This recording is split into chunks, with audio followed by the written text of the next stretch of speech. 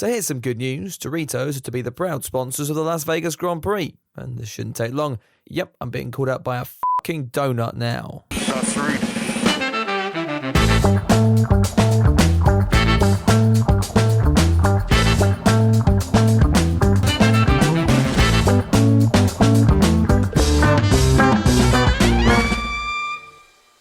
Hey there guys, I'm Will and welcome to the Comedy Review, the show with a host who has a face for radio and a voice for... that's just rude. It's also the show where we talk about things that happen in motorsport. Things like this. Franco Colapinto struggles to pass a minivan, Lance Stroll gets violent, again, and Ollie Behrman does, well, whatever this is. A hell of a lot to cover then, and when you paedophiles watching, keep it in your pants because we start at the daycare. Following their latest rubbing of wheels, which is apparently the end of the fucking world if you're a McLaren fan on Twitter, Lando Norris was quick to clear the air in Austin, boldly claiming that he has faced repercussions for his move on the first lap in Singapore, which, considering this is McLaren, probably means he spent an hour on the woking naughty step, or not been allowed his Xbox for a week. That response only drove fans more insane, and yeah, don't worry, our ex-Bellend of the week is coming later. Meanwhile, McLaren would remain in the news, this time in the world of IndyCar, as the court case between the team and failed signing Alex Palou continues to rumble on in the background, and reveal that people in Formula 1 are actually assholes. I mean, who could have seen that one coming? Some of the biggest revelations rolled around big boss Zach Brown, who allegedly had no say in the Piastri signing and also held stakes in Lando Norris's Quadrant brand. No bonus points for guessing how social media reacted to that one. I'll be honest, I can't be bothered to talk about papaya anymore. In other news, George Russell's been finally signed on at Mercedes, which I keep forgetting I have a segment for.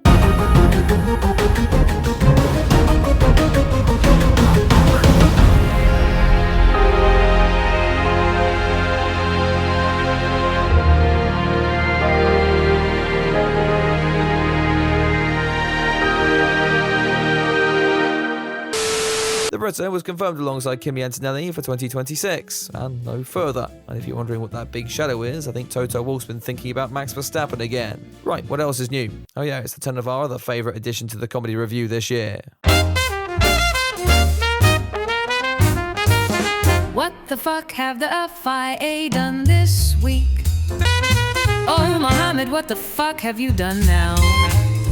I'll be honest, I didn't think I'd have to use that intro much beyond this season, as it looked increasingly likely people would rather have Vladimir Putin take over the reins of the FIA for Mohammed Ben Shitstick over here. Candidates were lining up to mount a challenge. You had former steward Tim Mayer, fan favourite Laura Villas, and then this Belgian TV presenter with a highly unfortunate name. But now Big Ben looks set to be unopposed, his rivals signalling their intention to drop out of the leadership race, all because to officially compete you need the backing of various vice presidents from across the globe, a point that despite all the press conferences and Instagram statements, none of them appear to have thought about yet. Making this ever so slightly more challenging is the fact that South America only have one individual capable of pledging support, presumably because bowel syndrome here has fired the rest of them. The one who remains is Fabiana Eccleston, winner of the most patient woman on the planet, as she still waits for husband Bernie to die, though as it turns out she might not be much better, offering her vote to MBS and practically guaranteeing he'll now be president for the rest of time. How exactly that's allowed to happen, I don't know, but I say we just take our mind off that all by getting into the racing and finding out what new liveries we have for this weekend.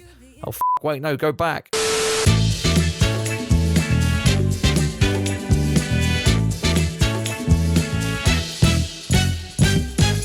Haas rocked up to the circuit of the Americas, sporting their standard patriotic look, though IndyCar did it better if you ask me. Anyway, they were rather put out when 5 other teams rocked up with new paint jobs, to the point where their design was so irrelevant this entire bit of script had to be added in post. Why exactly Austin is so special to warrant new liveries for over half the field is beyond me. But first up with the new Constructors' Champions, McLaren, cancelled this week for allegedly being too white, then doubling down on that with their look for this weekend. Aston Martin were next to show off a maths-themed livery, the AMR25, adorned with a plethora of equations which aimed at justifying why fielding Lance Stroll is still a good idea. On a serious note, this looks amazing. Too bad the team can't use these magical symbols to build a faster car though. On the subject of speed, V-Carb have gone for what they describe as a tortoiseshell livery, and what I describe as f***ing ugly. Genuinely, can we have that penis look back? Alpine had some long-awaited yellow for the next few rounds, and still managed to be as disappointed they've been all year, but then we have Williams, and I'm gonna need a minute. This look harks back to the early 2000s, one of my favourite paint jobs of all time, at a time when the team was still half good. And can we start the petition to keep this on for the rest of the year? Or decade, I don't mind. With the DTS fans highly confuddled then, I say it's about time we move into the single practice session of the weekend. And I'm glad I've padded the first bit of this review, because, well, not much really happened. Isaac Hadjar fell asleep halfway through the session, though in fairness, he was much worse a day later, and that issue appeared to plague the entire VCARB team. Race engineer Pierre Hamlin caught dreaming of 2026 and Valtteri Bottas being back on circuit. Williams were also in trouble, their 2002 throwback extending to their reliability as Sainz was called into the pits with a gearbox issue. Not an ideal start to the weekend, though at least he was joined by the rest of the paddock when Special was caught stripping in the middle sector. Once the red flag was brought back in, Norris would comfortably end the session on top, with double embarrassment for Piastri as he could only muster third behind one of the Chernobyl cars. Hulk would be joined in the top four by the Aston Martin of Fernando Alonso, setting them both up for a great sprint weekend. Gee, I sure hope that doesn't age badly later on. Now it was time for a shortened qualifying session to set the grid for the sprint. Only Red Bull seemed a bit confused by all that, as Yuki was sent out too late to set a competitive lap time at the end.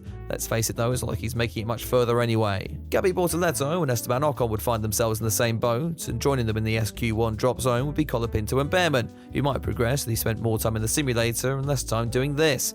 Also, Tsunoda was so slow, TV graphics appeared to have demoted him back to VCARB already. Speaking of the white balls, Lawson would end the second part of qualifying with no time on the board after exceeding track limits out of the penultimate corner. It's apparently the fault of the Scuderia, who had developed force powers. Yeah, I don't know either. The glue factory weren't safe either though, and as the time in the second session ticked to a close, it looked like one of them, or Talabantinelli, would find themselves stuck in the drop zone. Leclerc was first to complete a lap and push his teammate into said bottom five, only for #Blessed to improve his time as well, just scraping in 10th as the placeholder in his old seat got a reward of a relaxing break in the garage where the final runners battled it out for sprint pole. On to that final session then, and having topped everything up to this point, it was little surprise to see the papaya hue of Norris on the top of the times once again. Championship leader Piastri looked nowhere near as hot, slotting into second and leaving an appetizing little gap for the Red Bull of Verstappen to squeeze in. Only the Dutchman decided to scrap that and storm past both for pole. 700ths the gap, and with that I think it's about time we jump onto the sprint. Oh, hang on a minute. Nico Hülkenberg got fourth. How the f*** did that happen? With a mixed up starting grid then, this might be a sprint we could all get excited about. Yeah, we had no idea. The lights go out, Verstappen gets away well, Norris doesn't, nothing special there. Then Piastri sacrifices his good getaway to try and get a cut back on his teammate, unaware that Nico Hülkenberg seemingly still exists. Good for Oscar to recall papaya rules in this moment, as if one car's heading out, it's only fair that the other one goes too. So after all that, Piastri, dead, Lando, dead, McLaren fans, I wish they were dead. Anyway, the safety car was out, and we have a hell of a lot to tidy up here. In all that melee, Tsunoda had managed to jump like 10 positions, Special had managed to hit someone as well, and Sainz was somehow up to third, only behind Verstappen and George Russell, which means there's our excitement for the rest of this one. Fernando Alonso momentarily found himself in P2 before he discovered he'd also been assassinated. In an incident so crazy, Nico Hülkenberg managed to run over his own front wing about 11 corners after initially losing it. Sometimes the comedy review simply writes itself. But looking back at the McLarens, and what was it Piastri said the other week? If he has to avoid another car by crashing into his teammate, that's a pretty shit job of avoiding.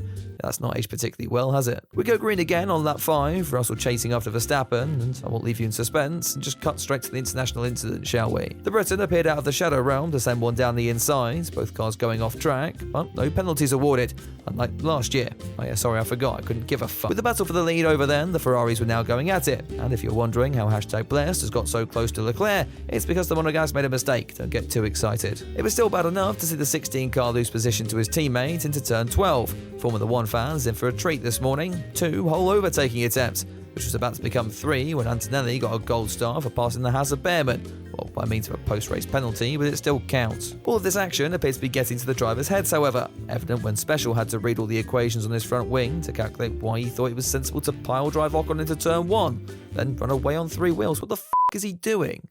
That brought out the safety car for the remainder of this one, and guaranteed victory, as well as 8 championship points for Max Verstappen. Russell coming home second, and Sainz securing a brilliant P3 for the retro Williams squad. And with the trio being handed commemoratory crotch shields for finishing on the podium, it was about time we did this, well, all over again. Isaac Hadjar has never driven the circuit of the Americas before, but he was clearly building confidence. Just look, here he is, taking it in reverse. Anyway, as the Frenchman practices taekwondo skills, we've got to have one of these.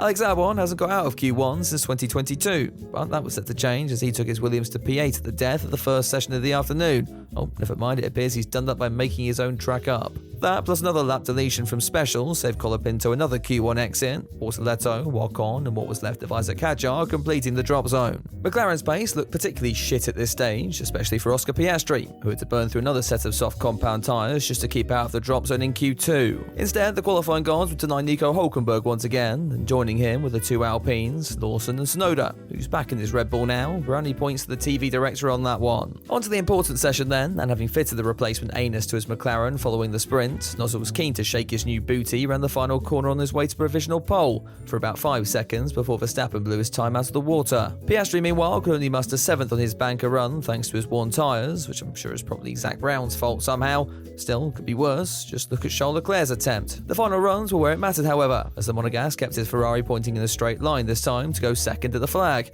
That rate of improvement could have put Verstappen's time in jeopardy, Red Bull thus taking the smart decision to learn from their mistake with Tsunoda the day before and give the Dutchman plenty of time to start his final lap.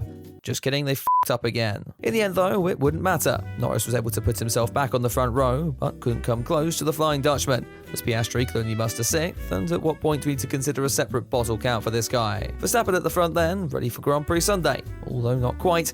What about our ex-Bellend of the week? So after pit stop woes impacted the other side of the McLaren garage last time out, for once we get to appreciate the other side of the papaya fandom. And oh boy, Norris sons, maybe I've been too hard on you. Dear McLaren, this is for fucking Oscar Piastri what you guys do to him. I fucking hate this team. Fucking bird. Okay, hold up, I have questions. Firstly, why has your lighter got cum on it? Actually, I don't want to know. Secondly, of all the places to burn a picture of Lando Norris, where's the most sensible place to do it? Oh, I know, on a field of fucking grass. You will be fucking it on, I swear to God. It's not even catching fire. Fuck you guys. Not the teardrop landing on Zach Brown's crotch. This might genuinely be the best video I've ever seen.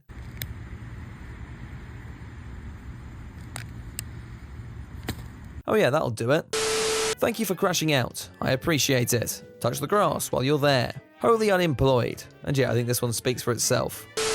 Anyway, big ups to this dedicated Bellend hunter for bringing this beautiful video to my attention, and if you'd like to nominate the next ex-Bellend of the week, use the hashtag on screen, tag me on the platform, or just join the Discord server. Now, on to Grand Prix Sunday.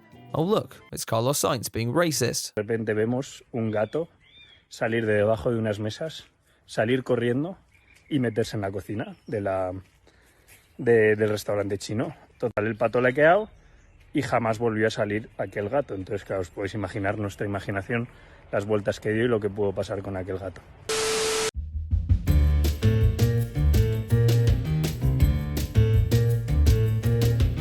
Lap 1 was a little cleaner this time round, Verstappen getting a supreme getaway once again as Piastri made up a spot into 5th and Norris lost a place because this is a race starts in 2025. That at least gave us something to watch as the Red Bull sailed up the road and towards certain victory, Norris challenging Leclerc to get back into 2nd whilst completing side quests that seem to involve picking up as many track limits violations as one can. Still, could be worse. You could be driving for Williams. Alex Albon wasn't having a fantastic afternoon, putting himself into a spin on the opening lap. Fortunately, teammate Carlos Sainz was still in the points. Oh, never mind, spoke too soon on that one. At least Lance Stroll had done his homework overnight and remembered how to complete an overtake into turn 1 whilst retaining every single part of your Formula 1 car. Norris would finally get through Leclerc on lap 21, with the Ferrari's tyres now ever so slightly dead. It looked like Hamilton behind was in a much better position to challenge. Why not swap the cars round then? But of course not. Let's have Charles hold up Lewis for over half the lap, then box him because we're Ferrari and we love being f***ing shit. On the subject of shit strategies, McLaren had finally remembered they fielded 2 cars in this one and asked poor Oscar Piastri what he thought about a soft set to the end. The Aussie wasn't particularly convinced by that idea, suggesting he extended his pain on the mediums. McLaren thus pitted the 81 car onto a worn set of softs. Okay, yeah, maybe the 81 stands up a point. At least he held the benefit of being the first McLaren to pit. As we all know, for the second, one of the wheel guns likes to have a midlife crisis and decides to identify as a useless waste of f***ing space. Sure enough, Norris' stop was slow and he was back staring down the prostate of Charles Leclerc's Ferrari. Not his fault, but he also locked up on the in-lap, so adding another one to the counter. Slightly further back, Ollie Behrman was feeling a bit rogue, attempting, God forbid, an overtake on Yuki Tsunoda's Red Bull, which went well, not particularly well. Returning to the fight for second, Norris's challenge on Leclerc wasn't going much better. His tyres were dead with 13 laps left to run, and with the track limits warning still looming over the 4-car, it dropped back into no man's land. That looked to remove the final battle from this one, as we got set to feast our eyes for the final 10 laps on the thrilling scrap between Isaac Hadjar and Pierre Gasly for 16th. Poor Sky Sports couldn't even cry rain because it had already been declared a heat hazard, and who the f*** was going to believe that anyway? Thankfully, Lando Norris would come to the rescue. His tyres were still dead, but Leclerc's up ahead were even deader and practically cremated by this stage. Nozza was now back on the case, and this bottle to be aside made the pass with a handful to go and returned to second place for the flag. Max Verstappen would remind us he still existed then when the Dutchman crossed the line after 56 laps to claim what felt like the most dominant victory of 2025. Norris and Leclerc rounding out the podium, and Hamilton meanwhile surviving to fourth after a puncture on the last lap left him vulnerable to Piastri. The Briton just seems to have a fetish for these last lap dramas at the moment. As for the race on the whole, well, I'm not really sure where to rank this one. A lot of action in the end, after even the commentators appeared to write it off, but overall, nothing really to scream and shout about either.